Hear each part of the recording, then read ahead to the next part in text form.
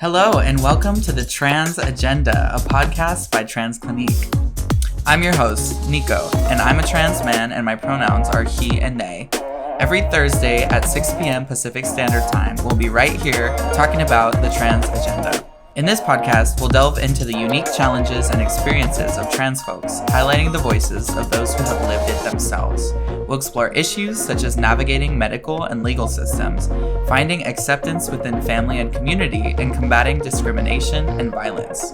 Our guests will share their personal stories and expertise, providing valuable insights and perspectives on this often misunderstood aspect of the human experience.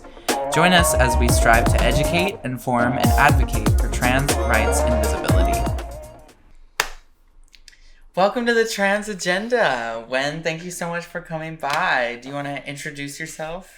Hi, thank you so much. Thank you for having me here. My name's Nguyen. I go by they, them. But recently I've been experimenting with he, she pronouns. So just trying mixing something it up. New. Yeah, a little spicing it up for the summer. You know how it is. I love that. Okay, well, cool. And you should also know that we are both wearing matching hats because Wen actually makes hats. That's right. So how did you even get started with that? Oh, okay. So I was directly inspired by Trans Guy Supply after they picked me up, and they picked up my little country trash ass off the streets, and they were just like, hey, why don't you come walk for us? And it was just directly inspired by them, even down to the acronym. It was just I wanted something to focus just very close in the queer community, and how I can directly impact the community in a very positive way. Again, because my community was there for me when I needed them the most, and so I want to be able to repay the message back, and I don't want to say debt. Yeah. I don't want to feel I owe them, but it's something I want to do. It's yeah, something I totally. really want to do. I love that. Yeah. So, because I mean, the first time that I ever knew who you were, I saw you online, looking hot, whatever, New York Fashion Week or whatever. You're so sweet. So I'm how did that, and now you're actually one of our models for the Bay Area Trans Mass calendar. Oh yeah, so, check that out. But how did you get into modeling? I got into modeling kind of I kind of took a risk during the pandemic. I never initially wanted to be a model, if you believe it or not. I just wanted to kind of just coast by and kind of live my life just I feel being another person. Yeah, I would have been fine just being like an assistant manager, a fucking Spencer. Yeah, I was just coasting by life, and then I was eventually evicted from my home. I was experiencing housing instability, and so I needed to find ways to basically uplift myself financially, and especially in the fucking Bay Area, as a result of that, I'm now up in Sonoma County, where it's much cheaper. Yes, where all the fucking cows and the pot growers are. I actually grew up there, so yeah, Sonoma, let's go. We go to the fair, That's cute. Yeah, so you got into modeling by accident, and what was your first gig that you did for modeling? My first couple gigs I did it was I mostly lost money, honestly. I didn't really make that much. I feel that's one of the things about being an independent creative, is just starting on your own. You're going to have to deal with the sacrifice and loss of putting your name out there, and having to eat funds for just a little bit until you finally make a name for yourself. But my first couple were just, I did it for free. I did them absolutely for free, and in fact I paid my friends to photograph for me, and so it was a phone company. It was this phone case. It had a mirror on the back, and it was supposed to be based on narcissists. Oh, okay. And then there was another shirt that was sent to me by a SoCal small Asian based company. I don't think they're active anymore, unfortunately. They were just a short term limited thing, but those are really small things. One of my more active sponsors, which is Eula Beads, they make custom made necklaces and things like that. Oh yeah, they were there with me ever since the beginning, and so it's just just support other small creatives and things like that, because like chances are they don't have anything either. So like we're all just like community support until we all make it. You know what I mean? It's hard out here, you know. And even like in what I do as a producer, it's definitely difficult. Like I have to know who I'm speaking to, right? Like you can't just ask anyone for anything because sometimes they don't have it. And I feel like a lot of time in our community, there's like this thing where people really feel that like, oh, you know, you need to give me this, but a lot of the time, like, people just don't have it. So that's always a good thing to keep in mind. Absolutely, like taking aside, like our community is one of the most vulnerable trans and like especially queer trans people, queer trans, Black, Indigenous people of color. Like we're the most subjected and demonized group in society, and it doesn't fare well economically either. So like a lot of us do experience poverty, homelessness, housing instability. It took me at least half a year until I was able to like find like the place that I currently live, which is not like a grand place. It's just like a little place in like a mobile home, but like it's something. It's a place. You live in a place. I live in a place now, and it's like it's my own. I have like a shower that I can just like go whenever I want. Yeah, and Sonoma County is beautiful. Oh, you know? Yeah, and so like, one thing was just like it was a blessing to be temporarily homeless because like I got to like experience the nature and like the people up close and see like how real people can be and like oh my goodness, I remember in my job there was this dude that was like making fun of like homeless people, and like I wanted to tell him that I was currently homeless as well, but like, because I don't fit the model that was he created in his head, like I didn't want to like argue with him or anything. I was just a little too too anxious at the time. I didn't want to like cause trouble, especially at work. I was working at a Men's Warehouse, and so like I was just like up in uniform, and I didn't. You know, a lot of homeless people do have jobs sometimes too. Like, but it's just the housing market up in the Bay is just ridiculous, and so like. Yeah, it's good to kind of challenge those expectations too, and just remind people that you never know what people are going through, right? Like you never know like what they go home to after work or after school or whatever. So, you know, so you're a model, you're a small business owner now with your hats, and you have like, it seems like you've lived like 10 different lives, like, and I feel like we just dive straight into it. Like I would love to hear more about your life, like if you would like to share. You know? Absolutely. I was born in the South.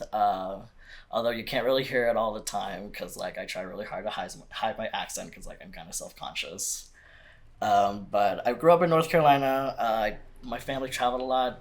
Georgia, Florida, you know, South Carolina. God, we love going to Myrtle Beach. God, all the time. Just every single vacation, we wanted to go to travel someplace new. Wanted to experience a new kind of culture or cuisine or something. Yeah.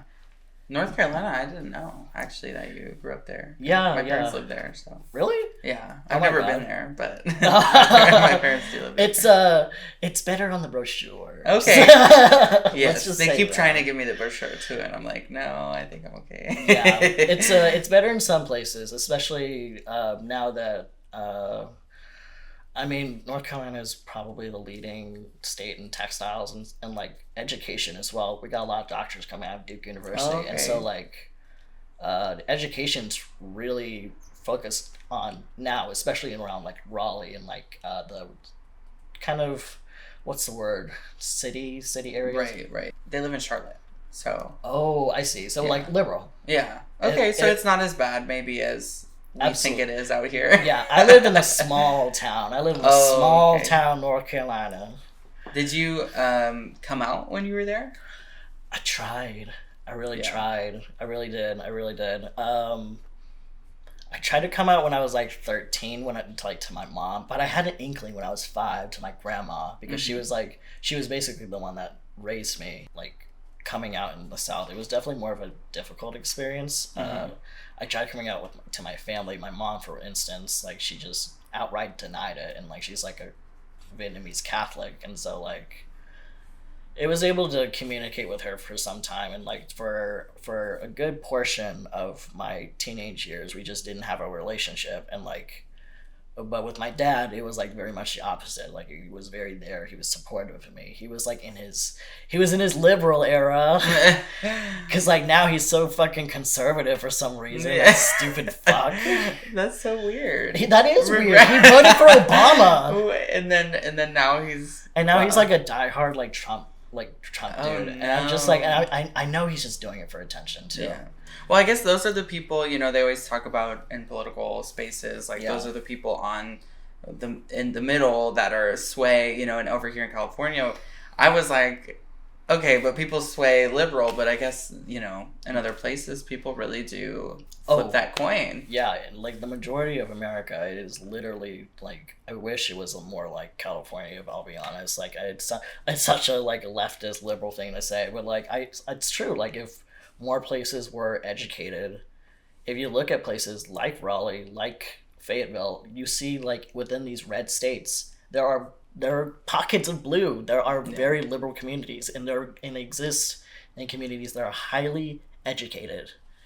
There are correlations here, like you know what I mean? Like even in Orlando, it's just like, even though Florida is having to deal with the fucking devil himself, DeSantis. Yeah. For real. Orlando's still gay. It's still liberal. They're still taking care of their careers down there, and so like I respect that. And there's a resilience that is inherent in like Southern queers. I feel like, because like we didn't have anyone else. Like I was the only Asian kid in my school. Yeah. And it didn't help that I was also gay. And so I was just like, this is a twofer. This double jeopardy. I gotta pick one. Yeah. I gotta pick one struggle.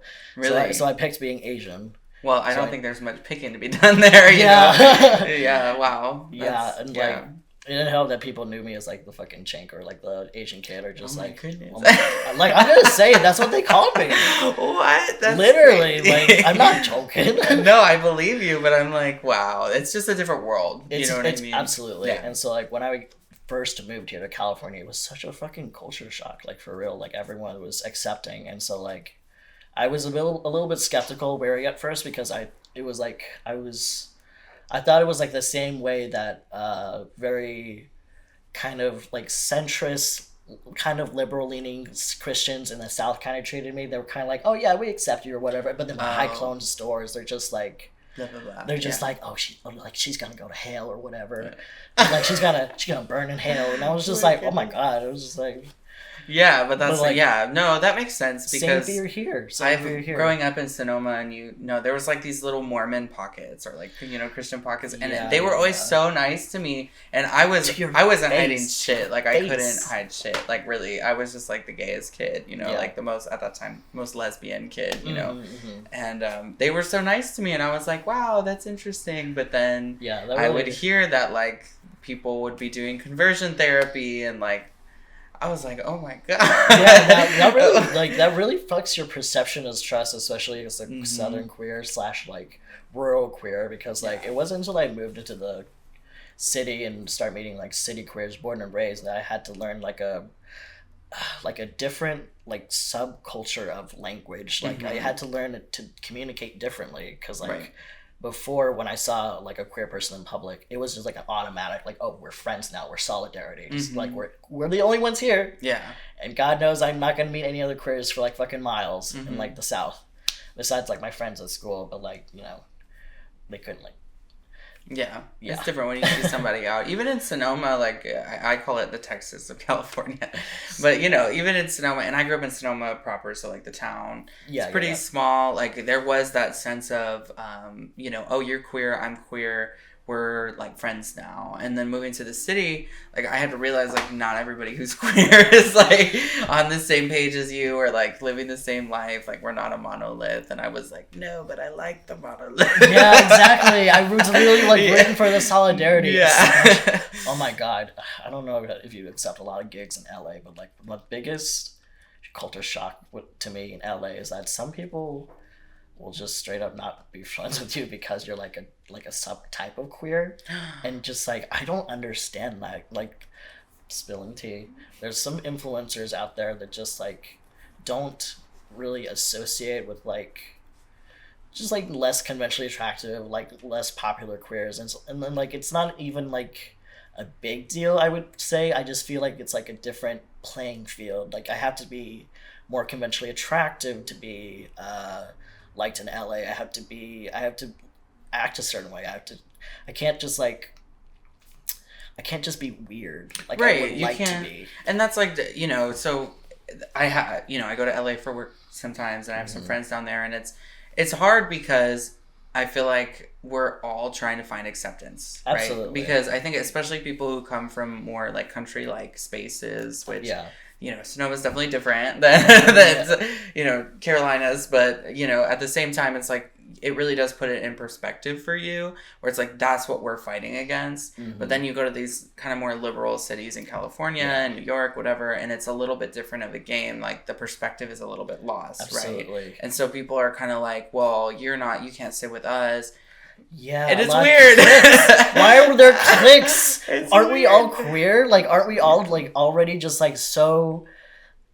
We're already so like, divided and conquered. Like we're already like fighting amongst each other over this and that. When the real problem is fucking capitalism. The real problem is bringing it straight home. And white cis het and like cis het normative rules that are keeping us down, preventing us from expressing ourselves, like especially lately with like the fucking drag ban. Like that's ridiculous. But even within the drag ban, if you think about it, right? Because those laws aren't just talking about drag. They're also talking about sex workers. They're talking about go-go dancers. Like if you read the legislator, a lot of that is also in there. But the only thing that we're talking about is drag. Yeah. And why? And so I understand that that's gotten too. So that's, it's a different level because people have kind of sensationalized it. Yeah. But even within that, I feel the trans community, the queer community is separating itself, right? Instead of all of us together, sex workers, drag artists, like fighting with each other, it's really just about drag and who gets that visibility, you know? So it's unfortunate, but it's also human nature. Yeah, it is. Yeah, it is a little bit just like inherent in just how people think. How do you? Because I feel like you're somebody who doesn't really give a shit about that type of like you're still gonna be you. So like, how do you deal with that situation? Keep on trucking, I guess. I guess like serious answer. Probably just like keep true, keep steadfast to who you are. Because like, why do you want to be like everyone else when there's like only one of you? You know what I mean? Yeah. Like I never really. You can see a lot of one in a million. Like it's like walk down Hollywood Boulevard, Santa Monica, whatever. You see like 12 of the same like fucking trans twink, and like it's nice. I love it, but it's just like let's have some diversity. Right. I want some like big bodies up here. I want some like very confident. I want more. These like it's just like I think I can just tell that they're trying to be more politically correct when it comes to that kind of stuff. When they say like we're very body positive, we're very this and that, when it actually comes to actually put your money where your mouth is, it's like what would you say to somebody? Be yourself, and how have you dealt with going against those factors both in the South and here? It's a lot of like emotional grit, a lot of like you're gonna have to roll with the punches, and there will be occasions where there's gonna be people where they just do not vibe with you at all, and no matter how hard you try, like you're just never gonna be on their good side. And so like don't waste your time trying to please everyone when you can just please yourself, because like you're gonna be with yourself your entire life, right? And like people will only know like a fraction of you, even if like you're together 24/7 all the time. Like they're only gonna know so much of you, because like you had an entire lifetime before and after. And there's that trust that builds with yourself to really accept yourself. And earlier when we were talking about pronouns, you were saying you've been experimenting with like he and she, and I've been kind of experimenting lately too. With like, because I was for a while I was very like, oh, he, him, and now I'm kind of like, well, I'm so feminine. I don't feel gay. I like women. Oh, but absolutely. I'm just there's a diva that lives inside girls. me. I love the girls. Yeah. So how has that journey? How did that come about for you? How did you realize maybe I want to start experimenting? I think it started with I think with a lot of trans masks, I feel like we experience this kind of phobia against feminine things because of a sense of dysphoria, and that's totally valid.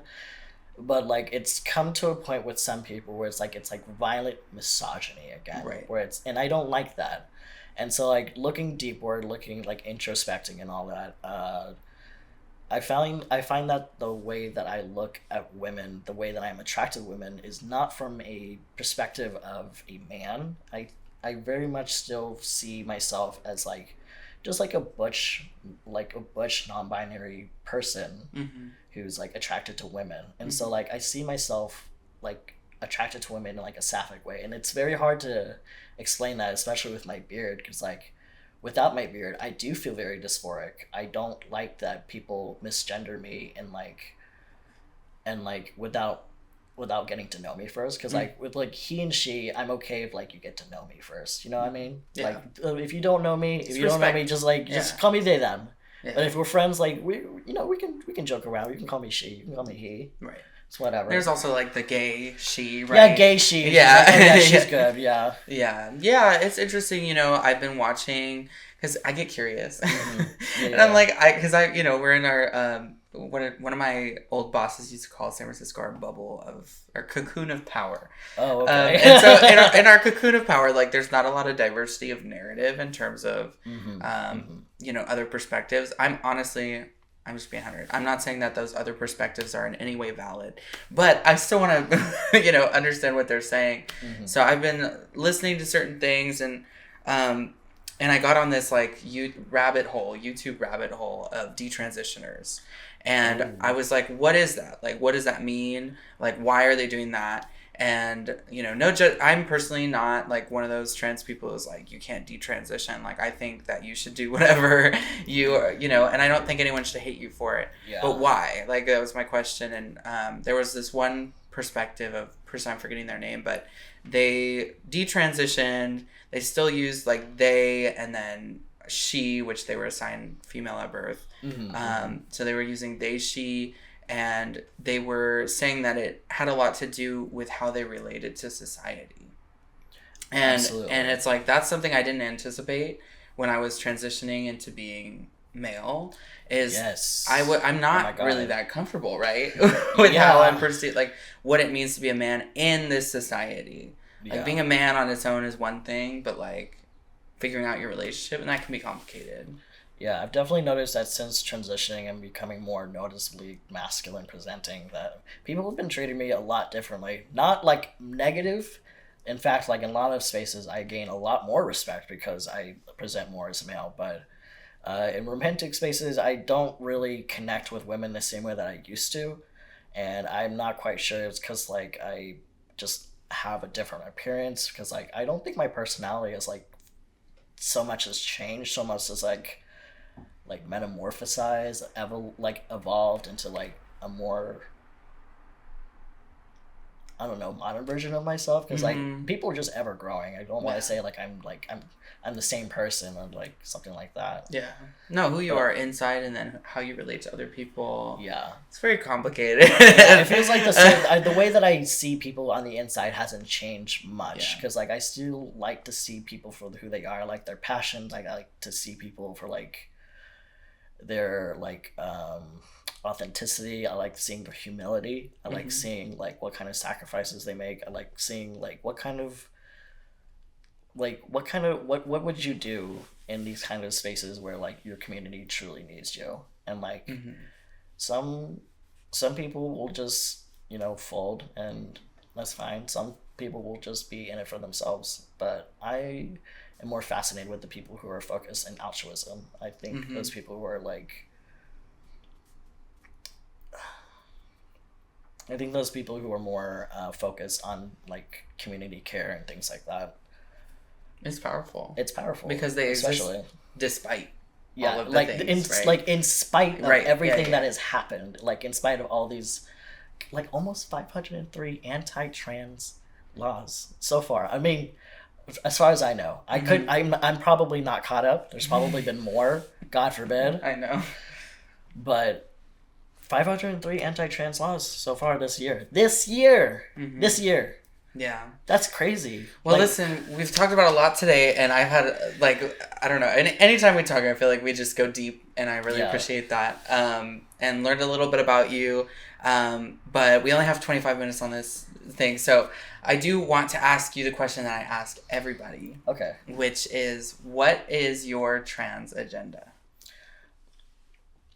My trans agenda is probably, honestly, giving back to the community the same way that the way that the community has given me, because I was literally homeless, and then I was picked off the streets, and then I was able to do all these amazing opportunities, like walk Fashion Week, go on all these great adventures, and I want that opportunity to be extended to literally every single person who has experienced housing instability.